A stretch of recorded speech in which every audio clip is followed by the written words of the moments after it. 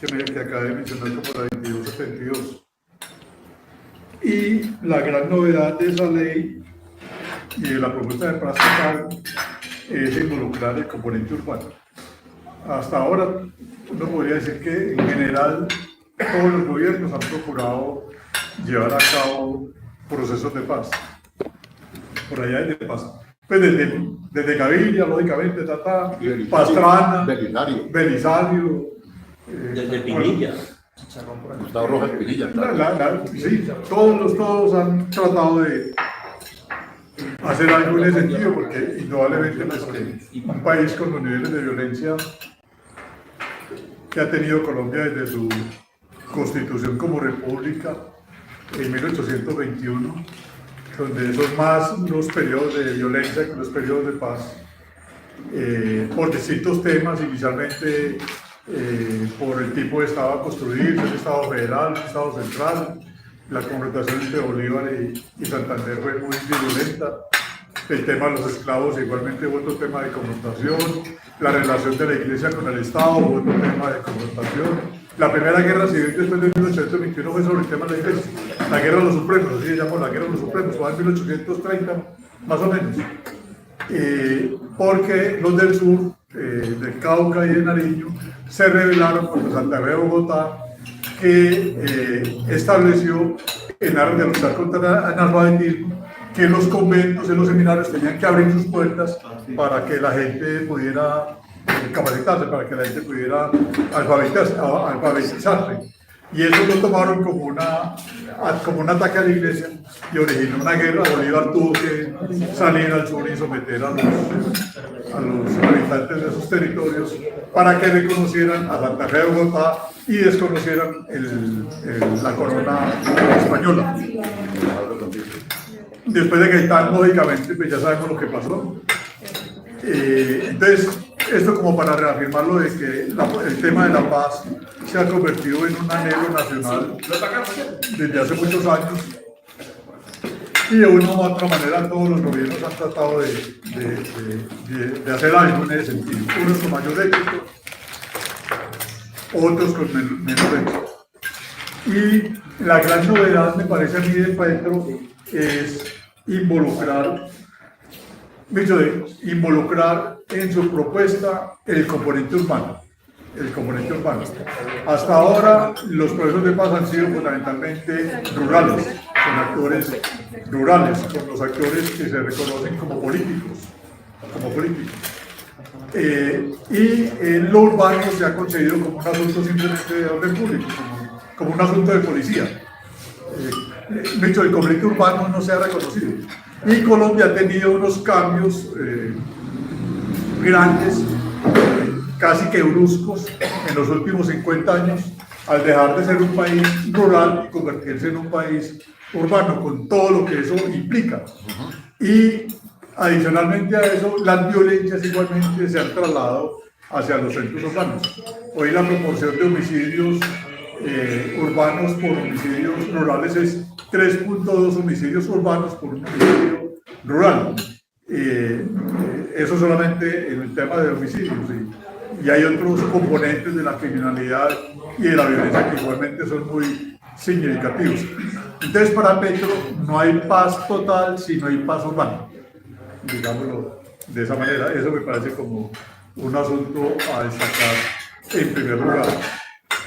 Y lo que Hernán ha mencionado como lo sociojurídico tiene que ver con que en esa ley, la 2272, y luego en la sentencia de la Corte, donde consideró exequible fundamentalmente la misma, consideró que una cosa eran los ejercicios de negociación con los actores políticos, diálogos sociopolíticos, y otra cosa son los ejercicios de conversación con los actores no políticos, y eso es lo que se denominan los diálogos sociojurídicos, que eso tiene implicaciones muy grandes para un proceso explico que ahora procuraré mencionar.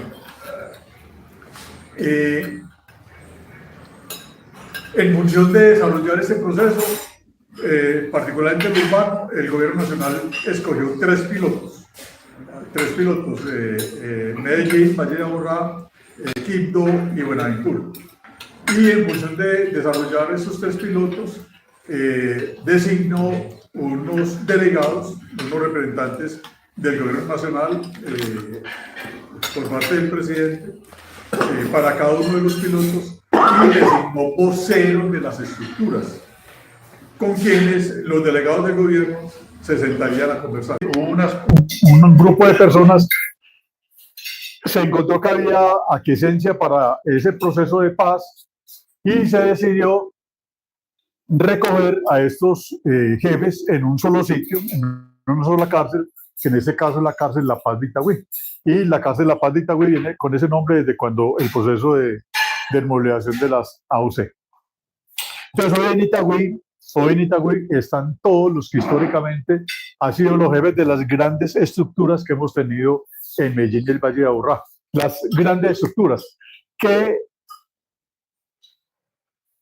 esto tiene que ver con una particularidad que tenemos en Medellín y en el Valle de Aburrá, muy importante destacar, y es que acá esas estructuras, más o menos 8 o 10 grandes estructuras, han logrado consolidar durante 20, 30 años o más de existencia una regulación sobre el grueso de la delincuencia que opera en la ciudad y en el Valle de Aburrá. Acá hay unas organizaciones de base que en general se denominan combos. Esos combos son en cierta manera controlados por lo que se denominan bandas, que son organizaciones de barrios o de comunas, y las bandas a su vez son reguladas por las estructuras. Entonces tenemos en la pirámide, en la cúpula de la pirámide, unas estructuras, después tenemos unas bandas y después tenemos unos combos. Las autoridades reconocen que acá en este territorio hay más o menos entre 350 o 400 combos y bandas, que son los que ejercen la actividad delincuencial, pero ese grueso de bandas y combos son a su vez controlados o regulados por las estructuras. Esa es la organización que tenemos acá. ¿Cuántas personas? El número exacto no lo tiene nadie, pero las autoridades mencionan que puede ser entre 12.000 y 13.000 personas. 12.000 y 13.000 personas, entre directas e indirectas. Me hecho más en el Valle de Aburrá. Me hecho una cifra mayor a la de, por ejemplo, el ELN. Mayor a la ELN es que supongamos que por cada combo tengamos que 20, 30 personas ligadas ahí a temas de microtráfico, etcétera, etcétera. Multiplicamos por 350 por 400, eso da un número muy grueso. Eso da un número muy grueso. Y la otra gran particularidad de estas estructuras, para caracterizar pues con quienes estamos conversando, es que son estructuras que se lograron consolidar en el territorio y esa consolidación tiene que ver con su capacidad para ejercer control territorial. El control territorial es muy importante. Quien controla los territorios controla las personas y los negocios que se dan en los territorios. Entonces, por eso acá en Medellín durante muchos años hemos tenido confrontación entre las estructuras por el control territorial. Se pelean los territorios porque es muy importante lo que hoy ocurre en las zonas rurales, entre el ELN y las disidencias. El plan del Golfo es quién se hace a los territorios. Entonces acá esas estructuras han ejercido y demostrado su fuerza mediante el control territorial. Tienen igualmente, y ese control territorial hasta hace poco se manifestó en una modalidad muy afectadora de los derechos de las personas que fueron las fronteras invisibles. Todos recordamos las fronteras invisibles, que la gente no podía pasar de un sitio a otro porque los sitios estaban repartidos, estaban distribuidos, y quien pasara de un sitio a otro sin permiso, sin solicitar esa posibilidad, era inmediatamente perseguido, digámoslo de esa manera para no ser tan brusco.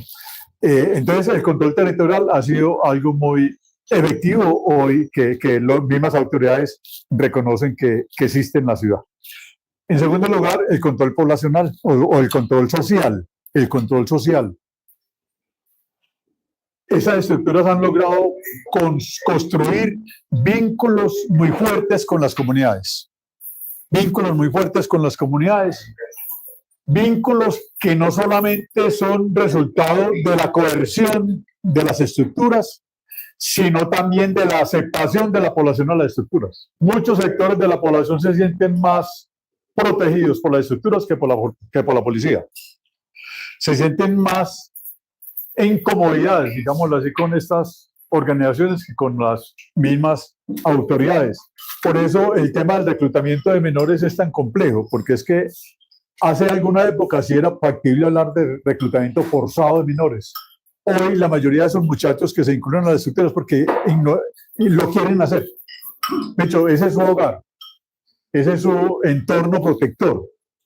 Ese es su entorno protector. Entonces ahí no hay reclutamiento forzado, sino que hay un reclutamiento, digámoslo así, voluntario que tiene que ver con la problemática social, económica y cultural que tenemos acá en ese territorio. Entonces ese control social se expresa en la capacidad que tienen las estructuras de mover, por ejemplo, como lo hicieron el jueves. Eso es impresionante, eso fue sí.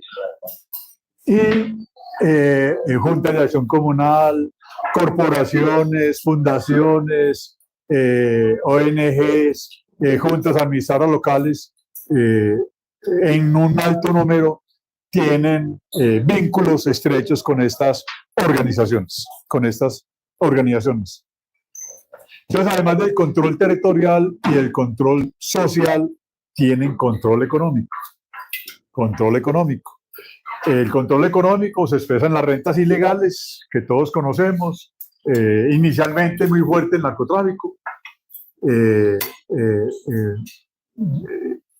Esas estructuras han demostrado una gran capacidad de innovación y de renovación, particularmente de sus mercados y de sus rentas. Hoy el tema del narcotráfico no es su prioridad. Yo creo que es muy excepcional el narcotráfico. Lo que les ha permitido, por ejemplo, sacar pronunciamientos como lo hicieron incluso antes de que empezara este proceso en junio del año 2023, del año pasado, dando cuenta de su rechazo, por ejemplo, a la producción y comercialización de algunas drogas pesadas como la heroína y el fentanilo. Y algunas de esas estructuras hoy, por ejemplo, tienen prohibido la comercialización de drogas como el tusi, por ejemplo, en algunos territorios de la ciudad.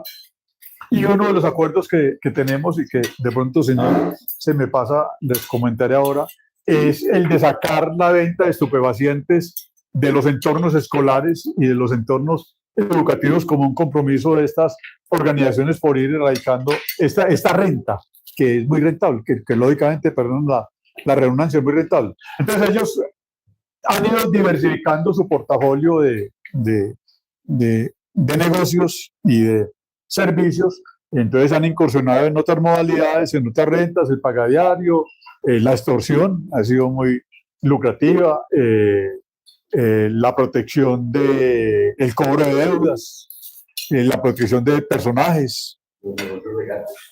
Bueno, estoy hablando de los ilegales, pero al mismo tiempo tienen control sobre ciertas actividades legales que igualmente son muy lucrativas. Incluso diría que paulatinamente han evolucionado, han pasado más de la ilegalidad a la legalidad. Lo que antes hacían con las arepas, con los huevos, con la leche, con los cilindros de gas en los barrios y en las comunas, que lo vendían subrepticiamente, hoy lo hacen legalmente. Ellos han creado empresas legales para hacer esa comercialización. Hoy el fenómeno que hay alrededor de la venta de arepas, por ejemplo, es que exigen monopolio de la arepa. Le exigen a los tenderos que los tenderos solamente le compren las arepas a ellos. Nosotros le hemos preguntado por ese tema a ellos. Bueno, ¿y por qué hacen eso? Es que la respuesta es que es lo mismo que hace Coca-Cola o que hace Postobón. Coca-Cola obliga al tendero a vender solamente Coca-Cola. Y Postobón hace lo mismo. Entonces, en el sector del transporte todos sabemos que hay ahí presencia de capitales ilegales, en el sector de la construcción, en el mercado inmobiliario, en muchas actividades económicas legales hay una presencia de estas estructuras hasta el punto que hoy no conocemos estudios, pero hay algunos esbozos sobre lo que representa la economía legal en el Producto Interno Bruto local. Incluso lo traumático, por decirlo menos, o lo catastrófico, mejor, que podría ser sacar de la economía local la economía ilegal. Dicho, esta economía se derrumba. Una ciudad como Medellín no está en condiciones de soportar que esa economía se sostenga o que esa economía desaparezca. El gran reto que nosotros tenemos hoy, en medio de este ejercicio de conversación con esta gente, es cómo abordar el tema de las economías. ¿Qué hacer con las economías? ¿Qué hacer con las economías? Hoy tenemos un acuerdo porque hay una agenda temática acordada donde se habla de transitar de la ilegalidad a la legalidad y hacia las nuevas economías. Pero ¿cómo hacer eso?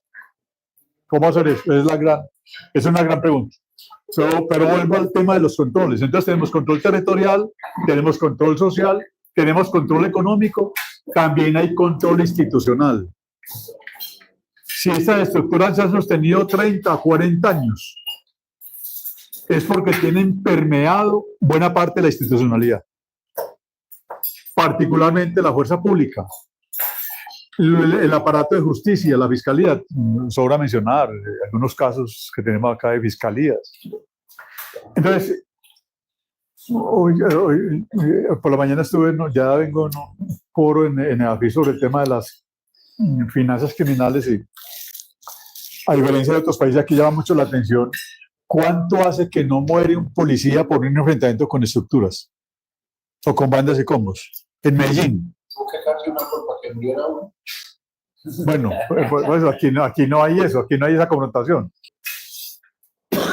Entonces, hay una connivencia, digámoslo de esa manera. Y adicionalmente, tenemos control político. Control político. Las estructuras son buscadas, yo lo percibí en la campaña anterior, por políticos de todos los pelambres, porque tienen capacidad de movilización, por lo tanto tienen capacidad política y tienen capacidad electoral. Hubo elecciones que se ganaron los votos. Sí, ellos son conscientes de su poder. Ellos son conscientes de su poder. Entonces, y adicionalmente, aquí estamos conversando con estructuras consolidadas, estructuras que son factores de poder real en los territorios, que le disputan al Estado esos controles. El Estado no es hegemónico en los territorios. El Estado no es capaz de ejercer sus competencias básicas, constitucionales, monopolio de la fuerza, monopolio de la tributación y monopolio de la justicia. En muchos territorios, estas fuerzas le compiten al Estado el monopolio de la fuerza. Esas fuerzas le compiten al Estado el monopolio de la justicia. Ellos son los que resuelven conflictos. Los pobladores los buscan a ellos para resolver problemas entre vecinos, problemas de convivencia, etc. El tema de la tributación, la vacuna, la extorsión, es una forma de cobrar impuestos ilegalmente. Entonces,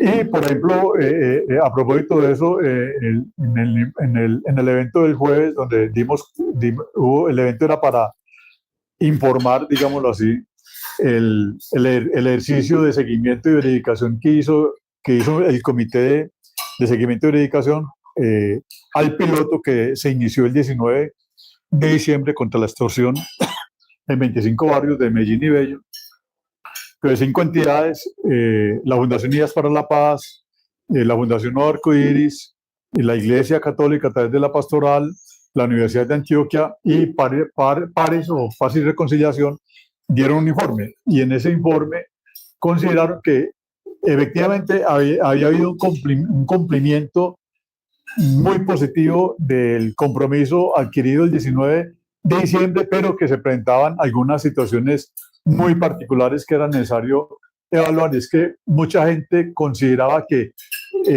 la vacuna que daban por su seguridad, los 5.000, 10.000 pesos en el barrio, era para ganar protección, y que ahora que no iban a seguir dando esa vacuna, entonces ¿quién los iba a proteger? ¿A quién debían buscar? para lograr esa protección. Entonces, ahí hay un tema cultural muy interesante bueno, que será tema de otra discusión.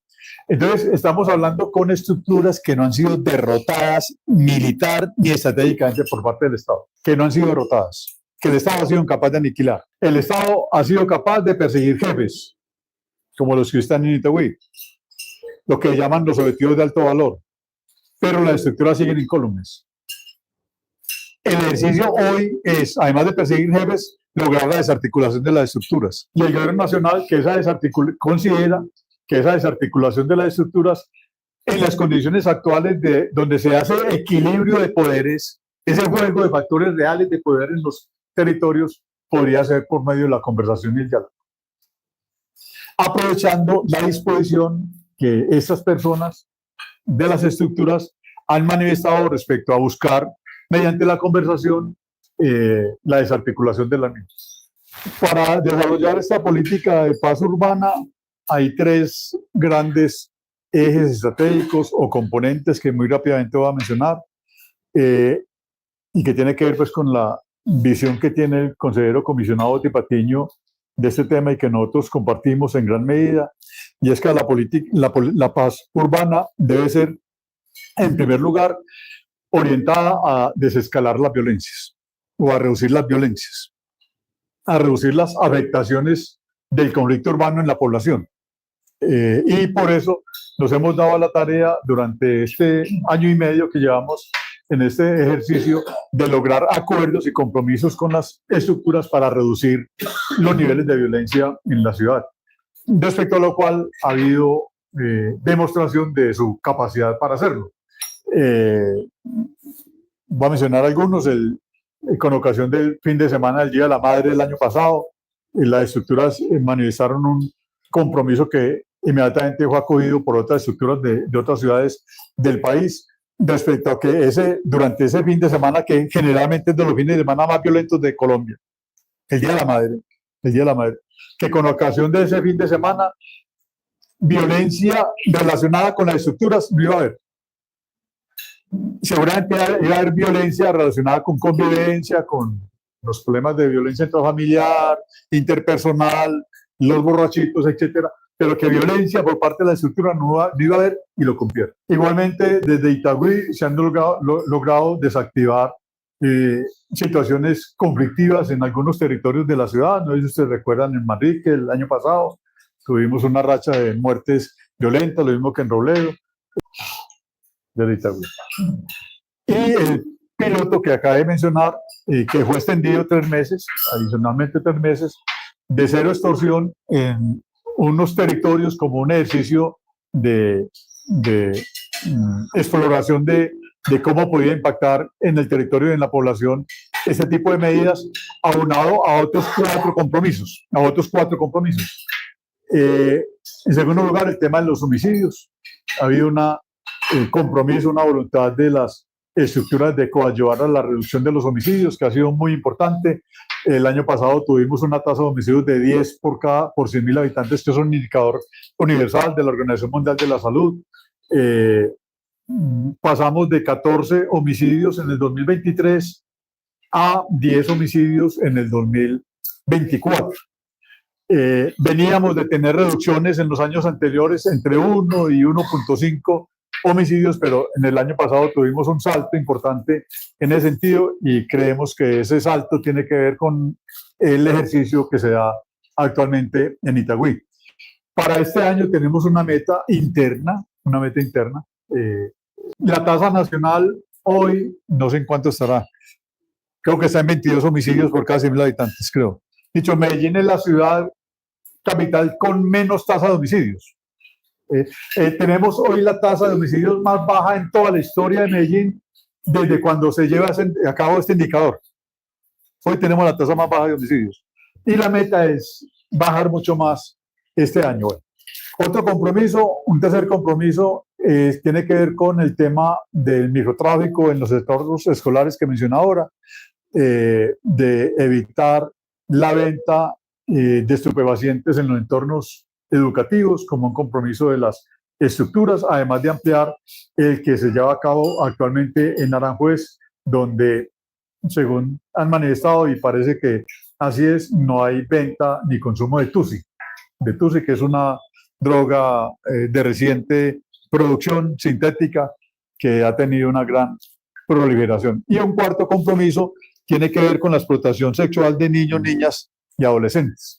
Las estructuras han manifestado que ellas como estructuras no tienen que ver con esas modalidades delictivas, pero que por el control territorial y poblacional que tienen, sí saben quién, dónde y cómo se ejerce la explotación sexual de niños, niñas y adolescentes acá en Medellín, y querían entregarle a las autoridades información sobre el tema. Hace 15 días vino la directora nacional del Instituto Colombiano de Bienestar Familiar. Ella estuvo allá en Itagüí y recibió de primera mano por parte de los voceros de las estructuras información concreta sobre dónde, cómo, quién lleva a cabo estas modalidades acá en la ciudad. Bueno, entonces les hablo. El primer eje estratégico de la paz urbana es el desescalamiento de las violencias que le acabo de mencionar. El segundo eje estratégico es la transformación territorial con enfoque de paz urbana. O sea, la intervención en los territorios, la presencia en los territorios por parte del Estado social de derecho con soluciones integrales a las comunidades en los distintos campos que tienen que ver con la presencia del Estado, por cuanto se considera que buena parte de las causas de la pervivencia de estas organizaciones tiene que ver con que el Estado social de derecho, entre nosotros, ha tenido una presencia sumamente precaria, particularmente en esos territorios. Hoy, quién lo creyera, pero aparte de las rentas ilegales que hoy tienen esas estructuras, es que ellos suministran servicios públicos en muchos barrios de Medellín. Servicios públicos, acueducto, alcantarillado, energía, lo venden ellos. La energía de contrabando. Contrabando y cobran porque permiten conectar, y todo eso lo controlan ellos. Incluso lo último que hemos conocido es que ellos resuelven problemas de tránsito. Donde hay un choque, inmediatamente caen ellos y obligan a conciliar a los del choque. Cobran multas a quien afecte la convivencia en el barrio. El que agreda a un vecino le cobran una multa. Bueno, pero ahí me vivo nuevamente. Entonces, el segundo eje estratégico es la transformación territorial. En ese sentido, hay una herramienta que está contenida en el Plan Nacional de Desarrollo que se llama Barrios de Paz, que es un programa de intervención en los territorios que está a cargo del Ministerio de Vivienda, que busca, a través de un conglomerado que se llama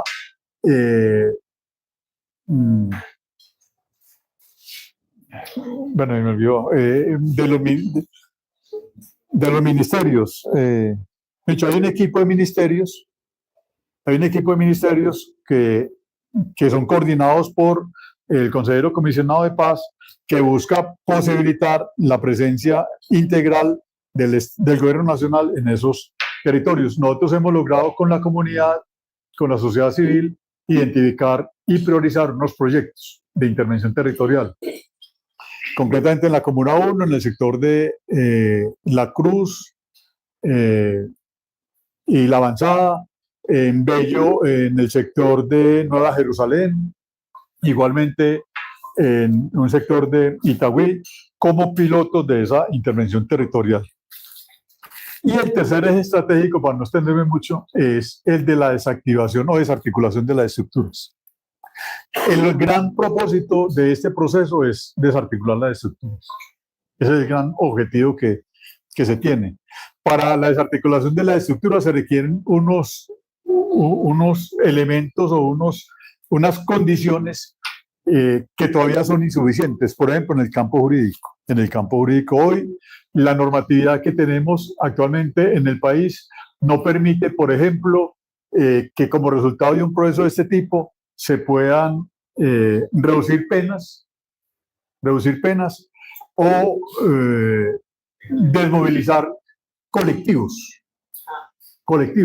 Si es posible que una persona individualmente se pueda desmovilizar, incluso puede recurrir a través del Código Penal al principio de oportunidad, pero grupos no es posible. Eso es lo que, para resolver ese problema de las desmovilizaciones colectivas o grupales, se requiere un marco jurídico, que es lo que se trata de llevar a cabo ahora a través del Congreso en un proyecto de ley que se va a tramitar en este semestre. Nosotros nos hemos preguntado, bueno, ¿por qué esta gente está sentada aquí con nosotros? ¿Qué es lo que ellos, cuál es su, no, como dije ahora, no están derrotadas, no están derrotadas, son personas que ya están condenadas, pero luego están en la cárcel, no tienen asuntos pendientes con la justicia, ninguno está pedido en extradición, la mayoría de ellos están próximos a salir, porque las penas o los delitos por los cuales fueron sindicados son delitos como concierto para delinquir o porte ilegal de armas. Ya están próximos a salir. No les interesan, diría, para ellos, beneficios judiciales. Ellos no están pidiendo beneficios judiciales. Si están pensando en sus bases, están pensando en sus filas, pero también están pensando en que, y es lo que han dicho, y puede sonar subjetivo, pero es lo que nos han planteado, y yo particularmente les creo, manifiestan estar cansados de llevar a cabo durante 20, 30 o más años actividades de violencia. Quieren ver crecer sus hijos, quieren estar con sus familias, con sus nietos, Seguir huyendo. no seguir huyendo. Pero es una realidad, es una realidad.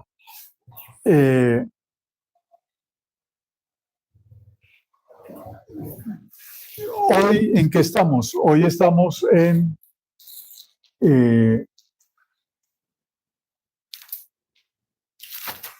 tratando de construir las condiciones para que este proceso ya iniciado de la paz urbana se convierta en un proceso irreversible. Dicho, estamos tratando de construir la irreversibilidad del proceso. O sea que con el cambio próximo de gobierno, ello no implique impajaritablemente culminar este ejercicio con frustración, sino que haya continuidad, exacto, sino que haya continuidad. Y la mejor manera de garantizar esa continuidad es la sociedad civil. Tener una sociedad civil organizada y empoderada de este tema. Yo creo que uno de los logros importantes de este proceso ha sido construir respaldo ciudadano, construir apoyo ciudadano. Hoy tenemos dos grandes sectores de la sociedad civil que sirven de soporte a este ejercicio. De un lado, lo que se ha denominado el Comité de Impulso, donde confluyen cerca de 60 organizaciones de la sociedad civil, ONGs como Región, como Viva la Ciudadanía, el IPC, la Pastoral Social, bueno, muchas organizaciones, con quienes se construyó una hoja de ruta de este proceso, que fue el resultado de un acuerdo entre el gobierno y la sociedad civil organizada, hoja de ruta que es un derrotero para continuar el ejercicio de la paz urbana, con algo muy importante que tiene que ver con el carácter sociojurídico del espacio. Y es que,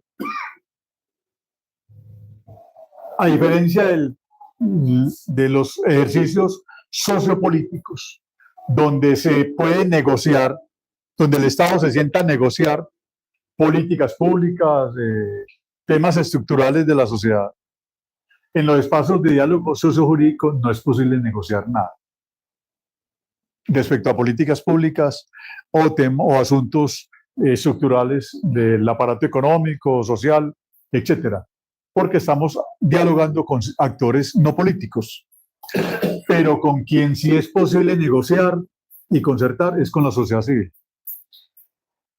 Y hace parte hoy de esa hoja de ruta que acabé de mencionar. Una hoja social una agenda social donde están contenidos los que consideramos y considera la sociedad civil son los grandes temas que una propuesta de paz urbana debe resolver. Desde los temas de la preservación de la vida, los temas de verdad, memoria, reparación, no repetición, justicia restaurativa, los temas de economías ilegales, y los temas relacionados con el tránsito al Estado de Derecho y la desarticulación de las estructuras. Esos elementos están contenidos en esa hoja de ruta, que a su vez es un activo que tiene hoy la sociedad civil a través de ese comité de impulso. Y paralelamente hay otro sector de la sociedad civil organizada a través de lo que se denominan las mesas de paz. Que no sé si ustedes han llegado a escuchar las mesas de paz. Entonces, lograr la irreversibilidad del proceso es un reto común, es un reto colectivo que creo sería el mayor aporte que le podríamos hacer a la política de paz total, que es transversal, que es estratégica de este gobierno y que de pronto por múltiples circunstancias ha tenido los tropiezos y las dificultades que todos conocen. La pregunta mía es, ¿cuál ha sido la posición del alcalde y del gobernador con respecto a las 6 ejes de esta? O sea, ellos sabemos que no apoyan estos encuentros sociojurídicos, pero ¿qué dicen ellos? Sí, no, ellos son reacios a aceptar la paz total y la paz urbana. Han sido reacios, incluso han sido reactivos, pero han sido críticos. Desconociendo algo que es muy importante, o desconociendo varias cosas que son muy importantes. Una, que buscar la paz no implica desestimar el ejercicio de la autoridad. Dicho, la paz y el ejercicio de la autoridad son dos caras de una misma moneda. Son dos caras de una misma moneda. Nunca el gobierno ha planteado que por llevar a cabo procesos de paz, el ejército o la policía dejen de actuar. Desconocen eso. Y en segundo lugar, desconocen algo que también es muy elemental, y es que la mejor manera de luchar por la seguridad, la mejor manera de luchar por la tranquilidad ciudadana es buscar la paz. La mejor manera de luchar por los derechos humanos es buscar la paz. Entre otras cosas, porque es que llevamos 50 años aplicando las mismas fórmulas. Siempre lo mismo, que más policías, más motos, más carros, más teléfonos, más cámaras de vigilancia, más recompensas, incremento de penas. Después de todo eso, estamos en lo que estamos hoy. Entonces es el momento de buscar otros caminos. Es el momento de buscar otras rutas. Y si adicionalmente a eso tenemos unas estructuras que tienen unos jefes o unos voceros mejor, que manifiestan disposición y voluntad de paz, ¿por qué no aprovechar la oportunidad?